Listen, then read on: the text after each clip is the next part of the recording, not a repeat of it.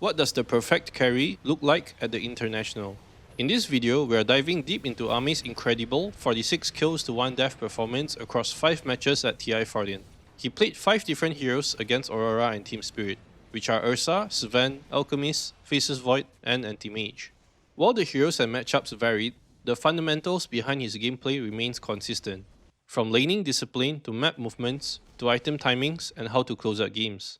It's all the same concepts. Ame basically plays like a machine, and that's why it shows what the perfect carry gameplay looks like at the highest level. Let's dive right in. Starting with the laning phase. Ame mostly gets a Quelling Blade, Tango and Magic Stick on most of his heroes. The Quelling Blade helps with easier CS, while the Magic Stick and Tango provides necessary regen and clutch survivability for trades. He also constantly ships out regen on the courier as needed. If he's building towards Helm of the Dominator, then he doesn't buy much regen to rush Helm of Iron Will, so he depends on his support to get regen instead. In lane, Ame's creep aggro control is textbook. He maintains wave equilibrium with absolute discipline, and showcases extreme patience and calmness. He never pushes the wave for no reason, and constantly draws aggro whenever possible to bring the wave away from his opponents. Since all his heroes played are melee heroes, this is absolutely necessary to be done. Otherwise, he will lose tons of health whenever taking CS. His traits are also calculated, whether it's 2v1, 2v2 or 1v2. He knows how much damage he can take, when to back off, and how much distance to put. But what really separates Ame from other carries is his understanding of knowing when the lane is over. Most carries get greedy and overstay, but Ame knows the exact moment to leave the lane. For example, in his Ursa game, this moment came around level 4 or 5, once the lane became too dangerous to stay. So he got his power threats and went to jungle. For Sven, it happened around level 6 to 7 after a gank, where he also hit his flash farming timing to start jungling. Once the early game phase begins, roughly between 7 to 20 minutes, Ame enters what I would call the hyper efficiency mode. Basically, he doesn't take risky fights, doesn't chase for kills, and doesn't overextend for dangerous waves.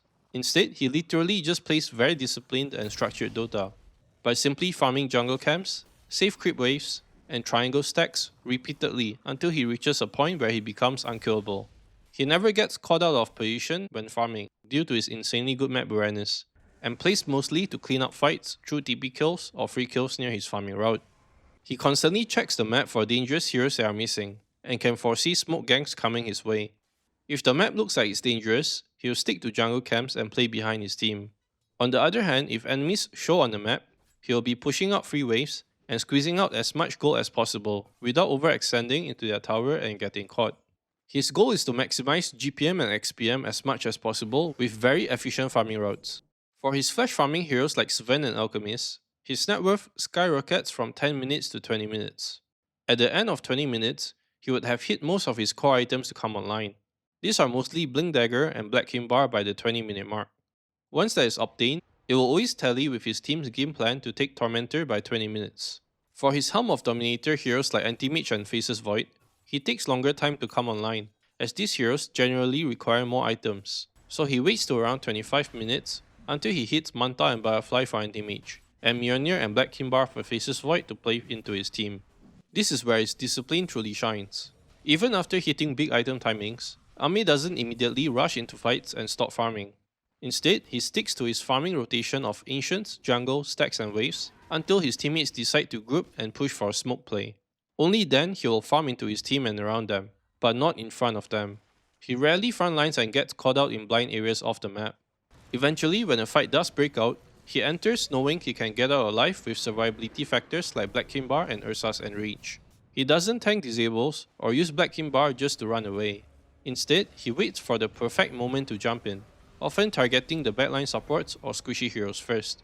Then he blows up these heroes and gets out to reassess the fight again. This practice of hard committing and soft committing constantly in fights is what keeps him alive throughout all of his fights. Even when he gets Aegis, Ame doesn't play recklessly. He maximizes the uptime of Aegis and normally will spend the first few minutes of Aegis continuing to farm. But he does so smartly by farming near his team whenever his team decides to play forwards. Xtreme Gaming is a very stable and disciplined team, in the sense that they do not force reckless plays, but play for low risk, high reward plays. In other words, they play for guarantees. They will not force high ground until their big threats are dead, or Ame has the Aegis and has drastically outskilled everyone before they attempt to close out the game. This is how Ame has such low deaths and can close out games smoothly within 40 minutes every time without throwing games. You can see this concept clearly shown in the game where they played against Aurora's Faces Void. They do not attempt high ground or reckless fights until Ame has gotten more items. He doesn't feed kills trying to force objectives, but instead takes them when he knows he's far ahead and his chances of throwing is low. Another subtle detail is his commitment to XP Shrine timings. Every 14 and 21 minutes, you'll see Ame around the XP Shrine ready to get further ahead in terms of level. This is especially true when he plays flash farming heroes and has been forced out of his safe lane area. It's not a coincidence that he's often 1 to 2 levels ahead of the enemy core by the 20-minute mark. You'll always notice his net worth being around 11 to 12k and above due to his efficiency and time optimization. Even on his heroes that come online slower like Anti-Mage and Faces Void, Ame still finds ways to skill efficiently. He drags waves into jungle with his dominated creeps, and will also use the creeps to cut waves. He will use them to farm ancient camps if he hasn't hit his Bear Free or Maelstrom yet. Particularly, he will go for the Dark Troll Summoner and use that to farm ancients early on. While doing this, he just waits patiently for TP kills and free pickoffs while skilling non-stop into the game. So, how does this all come together? Ame's gameplay across these 5 matches follows the same structure. It starts from a solid laning with good regen, aggro control, and calculated aggression. This is followed by a smart post-laning transition into jungle camps based on understanding matchups and power spike timings. He then optimizes jungle and wave farming patterns with ideas such as pulling camps for safer wave farming and stacking ancients repeatedly whenever possible. While executing all of this, he avoids getting picked off by not overextending for dangerous waves, and just plays very patiently and calmly behind his team. This eventually leads up to consistent item timings, normally between 20 to 25 minute mark. With these items, he performs clean pickoffs post-blink or post-BKB timing, and matches his farming area to the movements of his team. His team fighting is approached in a very structured manner, never overchasing, never overcommitting, and only playing off survivability factors like Black Kimbar and Rage and Blink Daggers. His team simply refuses to throw their lead, and will always play off Ame's timings to get as huge as possible before closing out the game with the second Aegis. And this is how you play the perfect carry. It's not about being flashy, but more about playing clean, efficient, and disciplined Dota.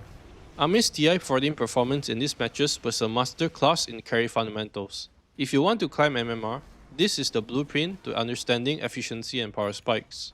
Simply farm smart, hit your timings, pick the right fights, and close out games knowing you won't throw them. And always remember, patience wins you games. If you want to climb and hit Immortal, I provide coaching to players looking to improve.